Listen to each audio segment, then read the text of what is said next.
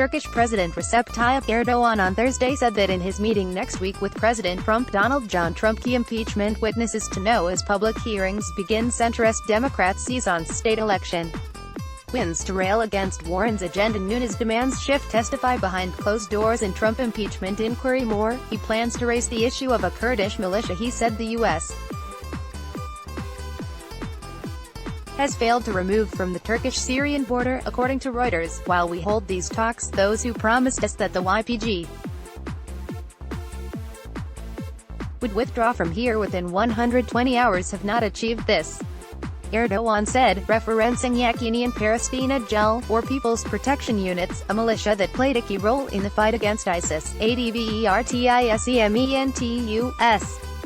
Officials, including Vice President Pence and Secretary of State Mike Pompeo Richard Pompeo. Key impeachment witnesses to know as public hearings begin. Pompeo to speak in South Carolina on Veterans Day. Pompeo in Berlin speech stresses democracies must work together, doing it alone is impossible. Moore brokered a ceasefire deal between Turkey and Kurdish forces in northeastern Syria, but Ankara also made an agreement with Russia over the region, and a State Department official said it was unclear which arrangement covered the border town of Ras Al Ain. The YPG and all armed forces have certainly withdrawn from the vast majority of our area, the official said, according to Reuters.